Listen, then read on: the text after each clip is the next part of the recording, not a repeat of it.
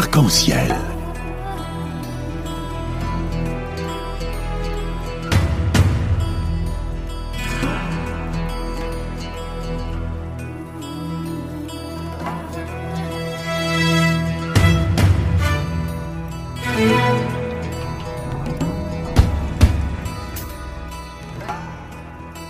Arc-en-ciel, chaque dimanche, actualité, culture, économie, société et animation festive. Avec Abdelatif Arc-en-ciel, la chronique.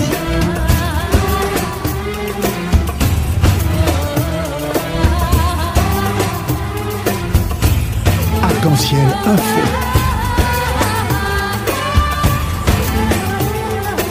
Mesdames et messieurs, comme ça a été annoncé, nous sommes heureux d'être en ligne avec le recteur Tariq Obrou. Bonjour, salam alaikum. Bonjour, salam alaikum wa rahmatullah. Bienvenue dans l'émission Arc-en-ciel sur Radio Pluriel. Comme vous le savez, actualité oblige et l'islam en France vit quelques heures très importantes, quelques jours très importantes par rapport à éventuellement l'arrivée d'un bébé que je l'espère qui sera vivant et viable, parce que il y a beaucoup de mouvements au sein de la gestion de l'islam de France, et tout le monde le sait maintenant, la FIM a créé la FIM culturelle dont vous êtes le président. Dans un premier temps, de quoi il s'agit, cette FIM culturelle, s'il vous plaît?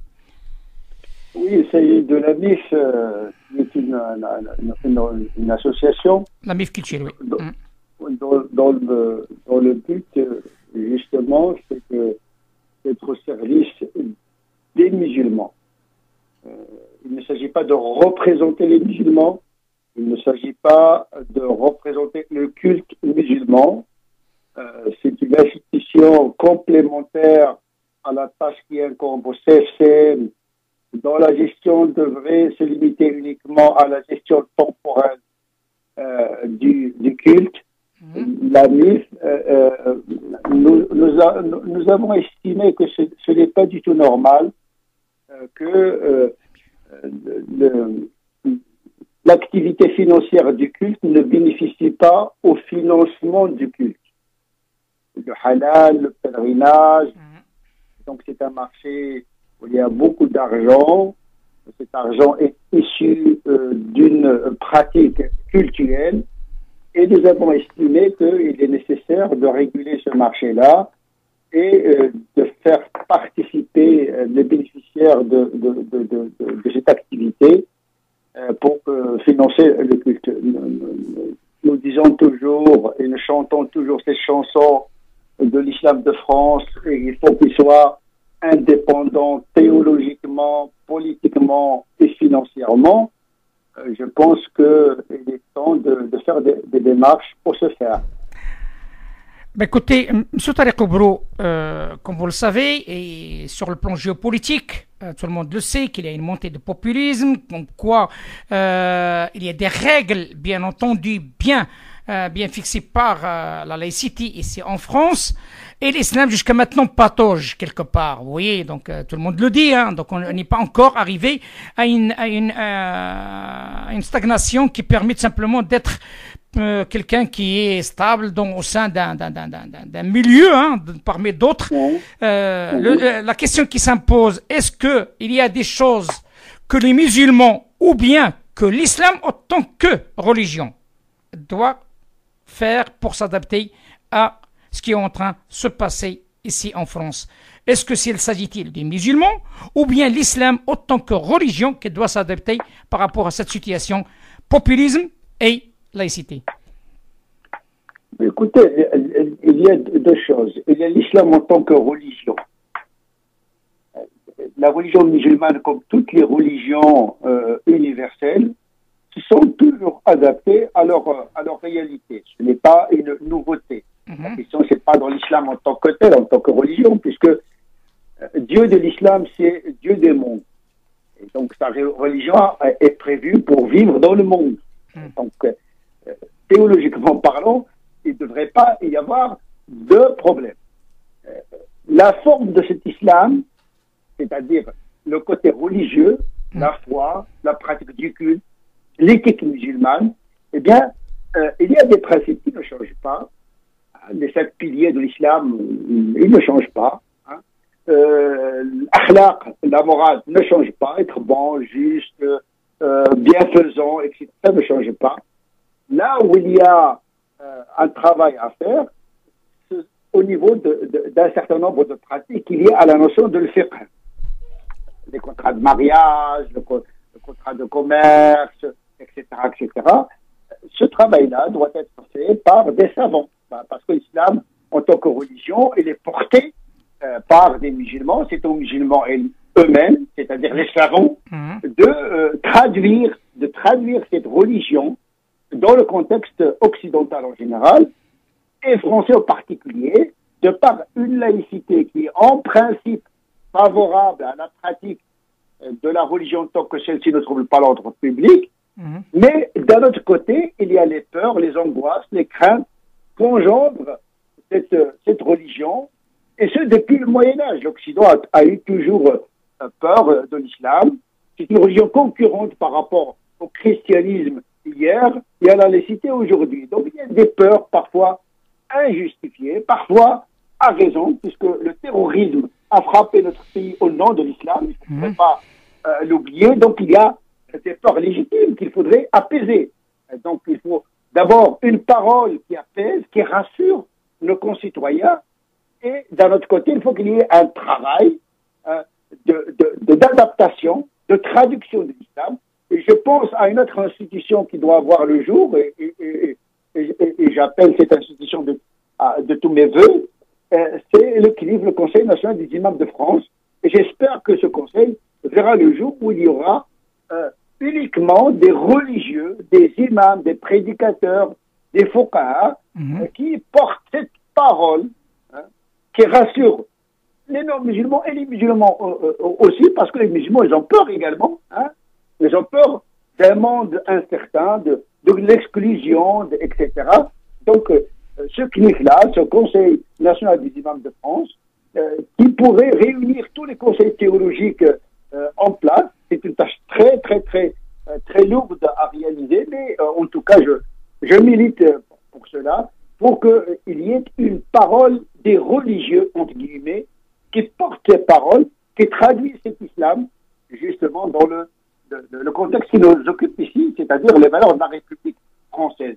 D'un côté, il y a le droit et la Constitution, mais d'un côté, il y a une culture laïque et qui est méfiante à l'égard des religions, en général. C'est le catholicisme hier et aujourd'hui l'islam. La vérité, c'est que tout simplement, maintenant, est-ce que nous sommes, et surtout, est-ce que le temps et aussi le milieu est favorable pour mettre en place cette façon de faire, cette nouvelle façon de faire, que maintenant, tout le monde il se base sur des données, soit d'origine salafiste, soit d'origine frérot, soit d'origine malikite, soit. Et est-ce que le milieu musulman actuellement est favorable d'entendre avec bonne oreille cette façon de voir les choses, cette façon de moderniser, je parle la pratique musulmane au sein d'un pays laïque comme la France, ou pas, parce que vous avez bien dit, les choses sont bien claires, on ne parle pas de la religion en tant que religion, mais on parle de la pratique des musulmans au sein de ces pays laïcs.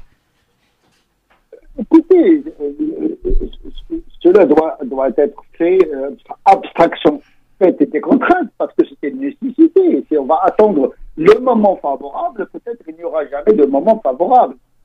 Donc à un moment donné, il faut commencer dès maintenant, essayer en tout cas, donc on ne peut pas rester comme ça, en train de regarder le monde défiler devant nos yeux, sans agir. En tout cas, moi personnellement, et j'espère que je suis sincère dans cette démarche, je pense qu'on a besoin d'institutions complémentaires, CFCM, la MIF, le CNIF, la Fondation de l'Islam de France.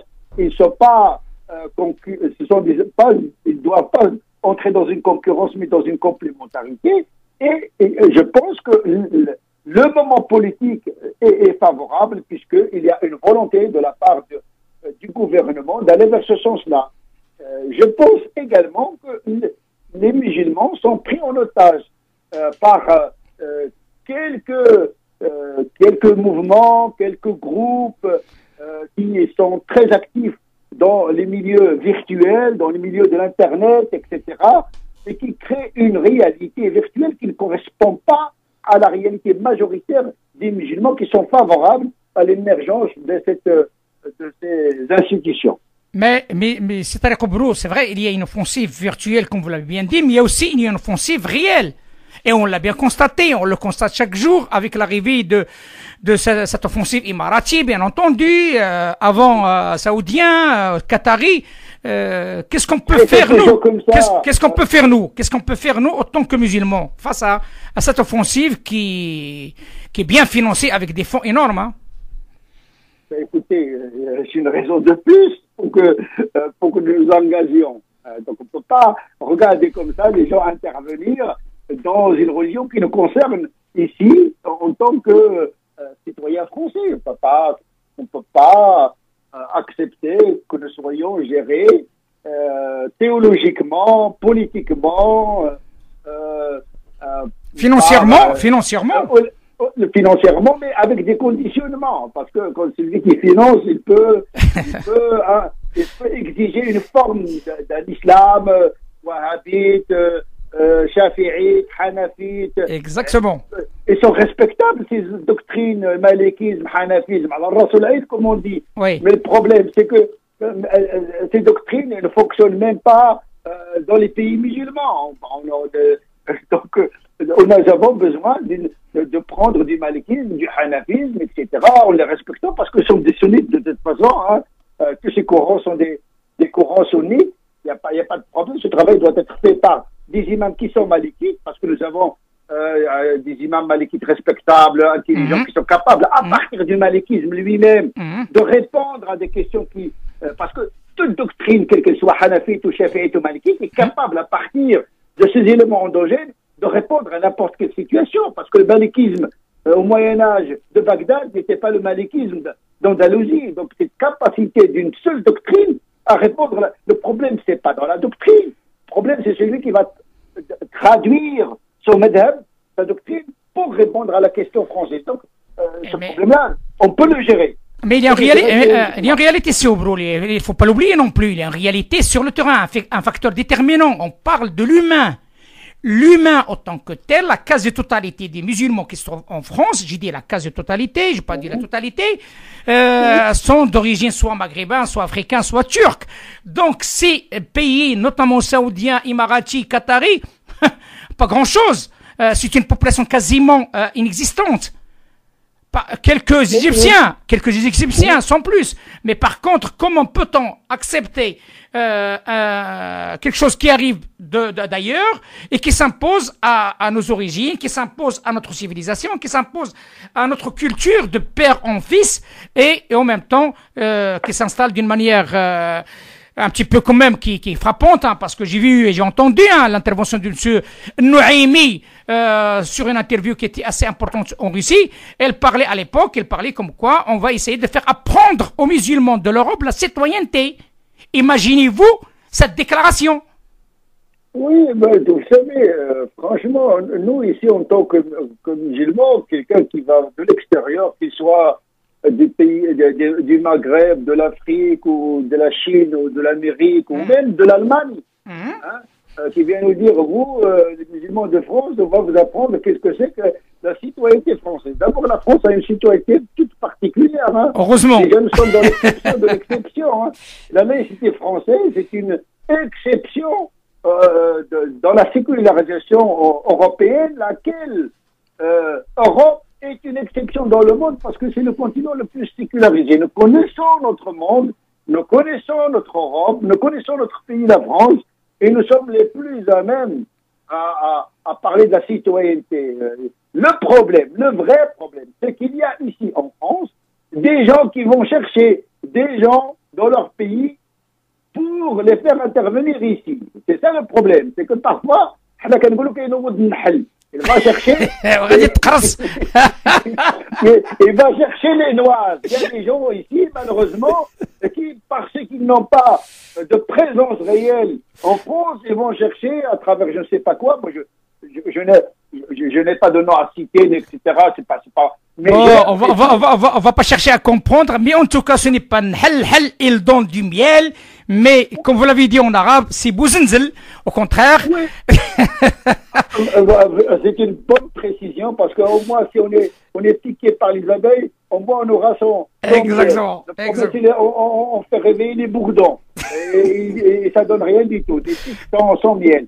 Le problème, c'est que c'est obligé. Le problème, c'est pas le Maghreb ou bien je sais pas quoi, le Moyen-Orient ou Qatar, etc. ou les Émirats. Le problème, c'est les musulmans de France. C'est à eux de voir. Nous, on est contre personne. Moi, franchement, je ne suis contre personne, à condition qu'ils ne s'immiscent pas dans les affaires religieuses qui nous intéressent en tant que musulmans et en tant que citoyens français, tout simplement. Monsieur Tariq Obouro, le message est clair. Merci infiniment. À très bientôt et merci infiniment pour cet éclairage fort intéressant. Merci beaucoup. À très bientôt. Au revoir. Arc-en-ciel.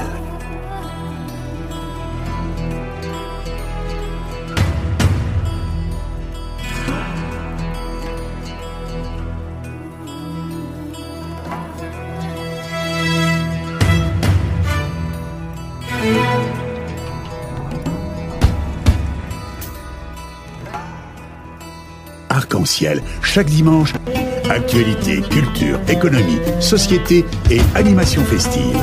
Avec Abdelatif Arc-en-ciel, la chronique.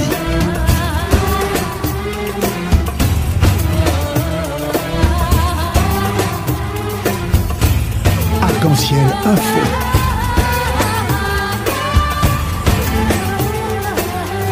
Arc-en-ciel, animation festive.